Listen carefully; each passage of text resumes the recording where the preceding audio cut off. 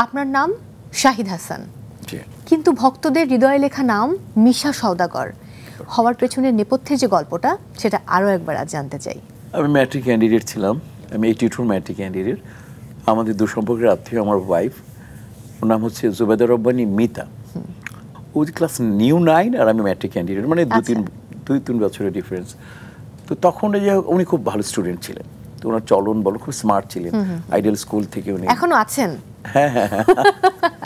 তো যাই হোক, তারপরে আর কি মনে হয় দুইটা মন, মানে দুই দিক থেকে একটা তৈরি হলো যে দুজনকে পছন্দ করে।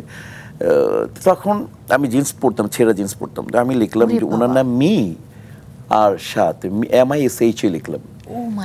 তখন আমি লিখলাম, তো উনি দেখার পরে উনি এটা কি লেখা, তাই আমি বললাম মিশা, দুজনের নামই লিখলাম। এটা ছিল এটা তখন এই নাম, আর আমার দাদার নাম ছিল জুম্মন সওদাগর। তো ওইখান থেকে আমি সওদাগরটা, আমার বড় ভাই বললেন যে তুমি সওদাগর দাও, মিশা সওদাগর, এই নামটাই দিই আমি। ভাবা যায় না। এবং তার মানে সে আপনার জীবনে কতটা লাকি। জি জি। 1986 সালে নতুন মুখের সন্ধানে সেই কার্যক্রমের মধ্য দিয়ে আপনি নির্বাচিত হলেন, নায়ক হিসেবে নির্বাচিত হলেন। এবং 1990 সালের 5 জানুয়ারি মুক্তি পেয়েছিল আপনার প্রথম সিনেমা চেতনা, আপনার জন্মদিনের ঠিক পরদিন। জি জি জি। সে সময় তো রঙিন চশমা পরে মানে জীবনের নানান স্বপ্ন দেখতেন। পারফেক্ট।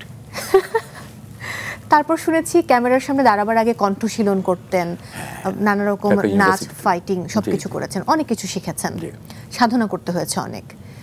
সে সময় গল্পটা যদি আজকে একটু শুনতে চাই। আমাকে ছুটকু আহমেদ বললেন, যখন আমি এটাতে চেতনার যে ক্যারেক্টারটা ছিল মিশা, আমার নামে গানও ছিল, আমার নামে আমার ওপেনিংটা হবে স্কেটিং পড়তে হবে। তখন আমি শিশু পার্কে যেয়ে আমি স্কেটিং প্র্যাকটিস করলাম। আমার এন্ট্রি কিন্তু স্কেটিং দিয়ে।